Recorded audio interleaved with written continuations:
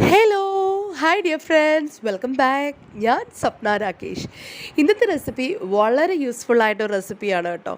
ഞാൻ മിക്കവാറും ഒക്കെ നാളെ അപ്പം ഉണ്ടാക്കണമെന്നുണ്ടെങ്കിൽ അരി ഇന്ന് കുതിർത്ത് വെക്കാൻ മറന്നു പോകുന്ന ഒരാളാണ്. രാവിലെ അരിയൊക്കെ ഞാൻ കുതിർക്കാൻ എപ്പോഴും മറന്നു പോകും. അങ്ങനെയുള്ളവർക്കൊക്കെ വളരെ യൂസ്ഫുൾ ആവുന്ന ഒരു റെസിപ്പിയാണ് കേട്ടോ ഇത്. അരിപ്പൊടി ഉപയോഗിച്ച് നമുക്ക് അപ്പം ഉണ്ടാക്കാം മറന്നു പോവുകയാണെങ്കിൽ. പക്ഷേ നമുക്ക് അരി അരച്ച് തന്നെ അപ്പം ഉണ്ടാക്കാൻ പറ്റുമെങ്കിലോ അത് ഒന്നുകൂടെ നല്ലതല്ലേ. അപ്പോൾ രാത്രിയിൽ അരി കുതിർത്ത് വെച്ചാലും രാവിലെ നമുക്ക് അരിമാവ് അരച്ചിട്ട് അടിപൊളിയായിട്ട് സോഫ്റ്റ് ആൻഡ് ഫെർമെൻറ്റ് ചെയ്ത കിടിലം അപ്പം നമുക്ക് ഉണ്ടാക്കിയെടുക്കാം. അങ്ങനെ ഒരു റെസിപ്പി ആയിട്ടാണ് ഞാനിന്ന് വന്നിരിക്കുന്നത്.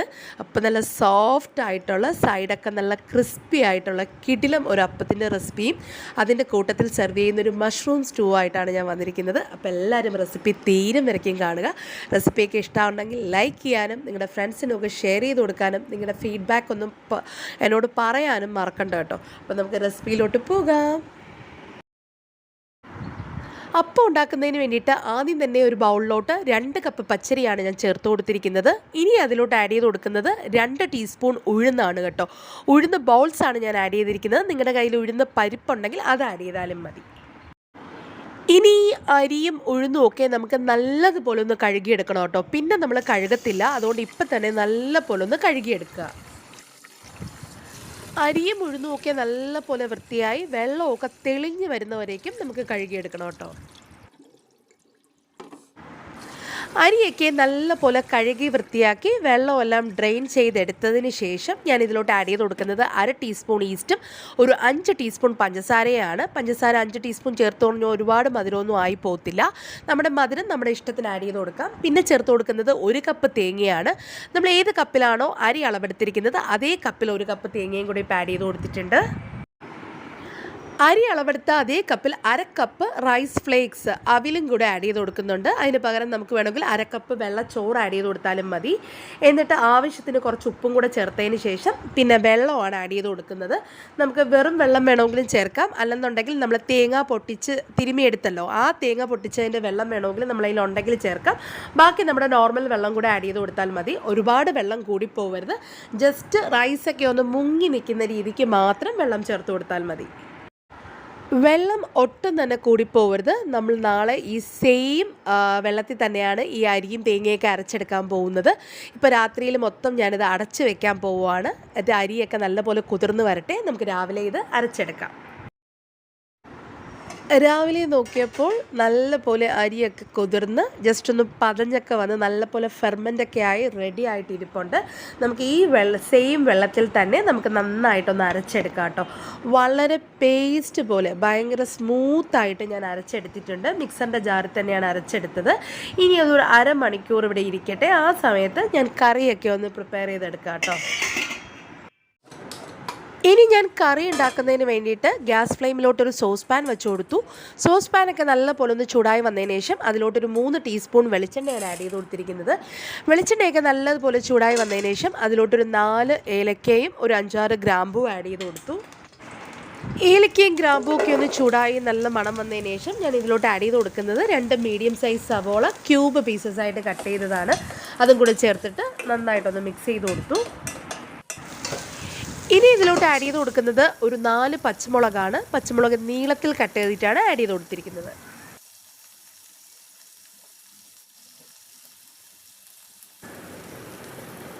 പച്ചമുളകും സവോളയൊക്കെ ചെറുതായിട്ടൊന്ന് മിക്സ് ചെയ്ത് കൊടുക്കാം. അതിനുശേഷം ഒരു ചെറിയ കഷ്ണം ഇഞ്ചി വളരെ കുഞ്ഞു പീസായിട്ട് ഞുറുക്കി അതും കൂടെ ആഡ് ചെയ്ത് കൊടുക്കുകയാണ്.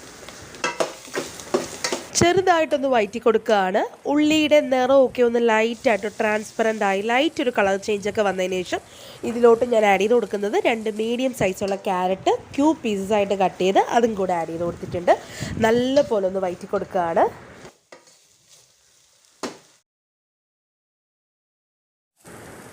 ഇനി ഇതിലോട്ട് ആഡ് ചെയ്ത് കൊടുക്കുന്നത് 1 കപ്പ് ചൂടുവെള്ളവും ആവശ്യത്തിന് കുറച്ച് ഉപ്പും കൂടെ ആഡ് ചെയ്ത് കൊടുക്കുകയാണ്. എന്നിട്ട് നല്ല പോലെ ഒന്ന് മിക്സ് ചെയ്ത് കൊടുക്കാം.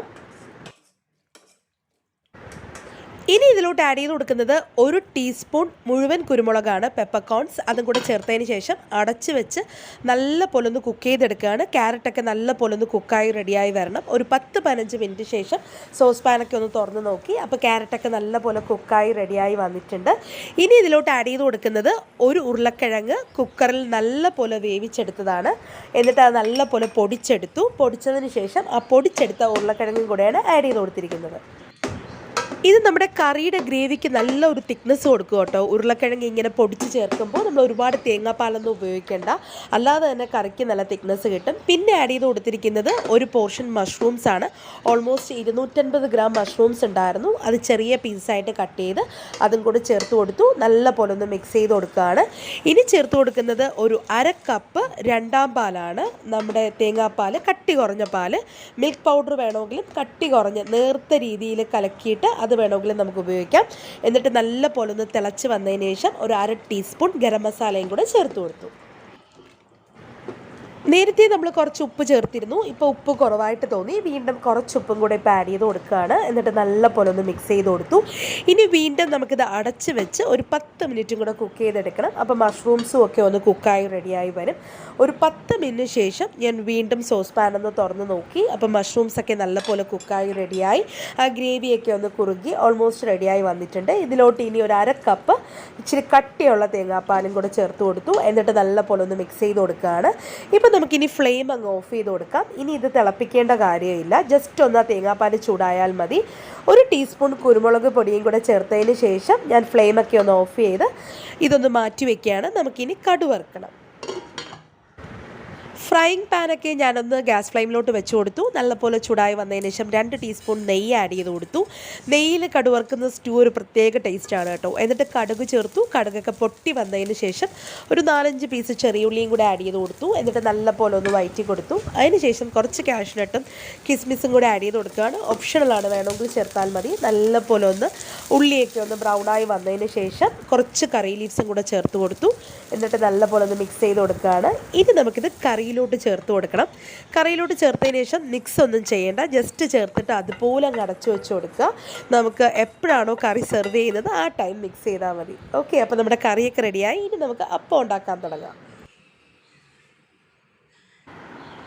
കറിയൊക്കെ ഉണ്ടാക്കി കഴിഞ്ഞതിന് ശേഷം ഞാൻ അപ്പത്തിൻ്റെ മാവൊന്ന് ഓപ്പൺ ചെയ്ത് നോക്കിയിട്ടുണ്ടായിരുന്നു. അപ്പോൾ നല്ല പോലെ പാത്രം നിറഞ്ഞ് പൊങ്ങി വന്നിട്ടുണ്ടായിരുന്നു. മാവ് നല്ല പോലെ ഫെർമെൻ്റ് ആയിട്ടുണ്ടായിരുന്നു. ഒരു അരപ്പാത്രം മാവായിട്ട് ഞാൻ അടച്ചു വെച്ചിരുന്നതാണ്.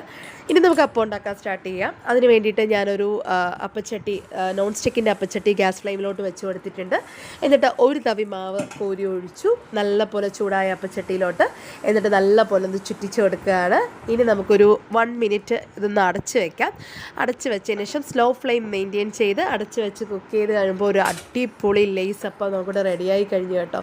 വളരെ സോഫ്റ്റായിട്ടുള്ള ഒരു മിഡിൽ പോർഷനും സൈഡൊക്കെ നല്ല ക്രിസ്പി ആയിട്ട് നല്ല ലേസ് പോലത്തെ അപ്പമാണ്. നമുക്ക് ഈ മാവ് ഉപയോഗിച്ച് ഒരു 20-25 അപ്പം വരെ ഉണ്ടാക്കിയെടുക്കാൻ പറ്റും.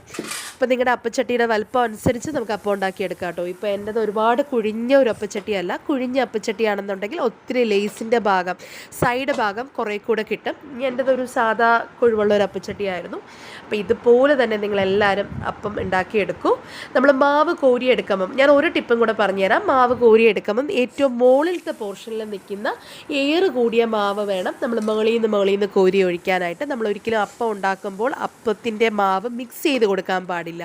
നമ്മൾ ജസ്റ്റ് ആ മുകളിൽ ഇങ്ങനെ പതഞ്ഞ് വരുന്ന മാവ് വേണം ആദ്യം കോരി ഒഴിച്ച് അപ്പം ഉണ്ടാക്കാനായിട്ട്. അങ്ങനെ ഓരോ അപ്പവും ഞാനിവിടെ ഉണ്ടാക്കി. ഓൾമോസ്റ്റ് ഒരു 20-25 അപ്പോളം ഉണ്ടാക്കിയെടുത്തപ്പോൾ. അപ്പോൾ എല്ലാവരും ഈ റെസിപ്പി ഇതുപോലെ തന്നെ ട്രൈ ചെയ്ത് നോക്കൂ. എന്നിട്ട് നിങ്ങളുടെ ഫീഡ്ബാക്കൊക്കെ പറയൂ കേട്ടോ. കുറേ പേർക്കൊക്കെ അറിയായിരിക്കും ബുൾസേ അപ്പം. എൻ്റെ കുട്ടികൾക്ക് ഭയങ്കര ഇഷ്ടമാണ് കേട്ടോ ബുൾസേ അപ്പം. നോർമലായിട്ട് തന്നെയാണ് അത് ഉണ്ടാക്കുന്നത്. വലിയ ബുദ്ധിമുട്ടൊന്നുമില്ല. പെട്ടെന്ന് തന്നെ ഒരു തവി മാവ് നമുക്ക് അപ്പച്ചട്ടിയിലോട്ട് ഒഴിച്ചു കൊടുക്കാം. നല്ല പോലെ ഇങ്ങനെ ചുറ്റിച്ചു കൊടുക്കാം.